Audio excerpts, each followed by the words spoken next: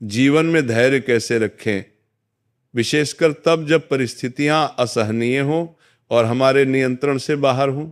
इसका एकमात्र समाधान है भगवान पर अटूट भरोसा। यदि जीवन में भगवान का आश्रय और उनका भजन नहीं है तो संसार की कोई भी वस्तु या व्यक्ति आपके धैर्य को टूटने से नहीं बचा सकता। जब हम कठिन समय में होते हैं तो अक्सर संसार के लोगों की ओर देखते हैं, लेकिन सच्चा धैर्य तभी आता है जब हम ये मान लें कि भगवान हमारे साथ हैं।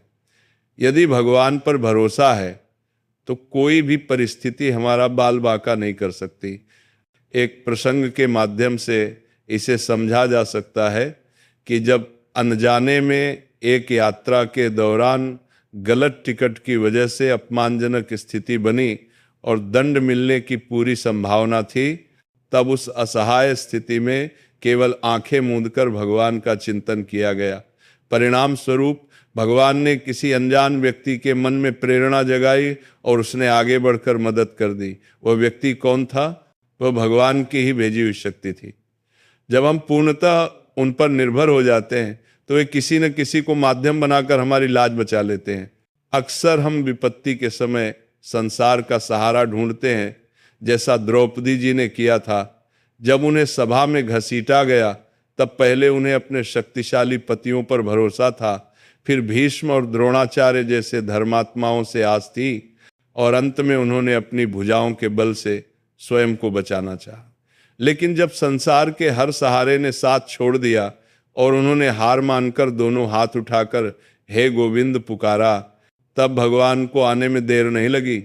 भगवान स्वयं वस्त्रावतार होकर प्रकट हो गए और 10,000 हाथियों का बल रखने वाला दुशासन भी हार गया। भगवान का स्वभाव अत्यंत कृपालु है। वे हमारे अवगुणों, हमारी गलतियों या अपराधों की ओर नहीं देखते। वे केवल ये देखते हैं कि इस जीव ने मुझे अपना मानकर पुकारा है। वे भक्त के प्रति इतने कोमल हैं कि उसकी कमियों को भूलकर उसके भाव को स्वीकार कर लेते हैं। इसीलिए चाहे परिस्थिति कितनी भी विकट क्यों न हो, हमें धैर्यपूर्वक भगवान की कृपा का इंतजार करना चाहिए। यदि हम संसार का आश्रय लेंगे तो अंततः धोखा ही मिलेगा, लेकिन यदि केवल भगवान का आश्रय लेंगे तो आपको अपने जीवन में चमत्कार दिखाई देगा। बड़ी से बड़ी समस्या जो जीवन को नष्ट कर सकती है, उसे भगवान एक फूंक में हटा देंगे। जैसे उन्होंने प्रहलाद और मीरा की रक्षा की, वैसे ही वे आज भी अपने भक्तों को संभालते हैं। बस आवश्यकता है तो इस बात की कि हमारा विश्वास अडिग हो और हम उनके अलावा किसी और के सामने हाथ न फैलाएं। जब आप केवल उनके भरोसे रहेंगे तब आप अनुभव करेंगे कि भगवान आपसे कितना प्रेम करते हैं और वे हर कदम पर आपके रक्षक हैं।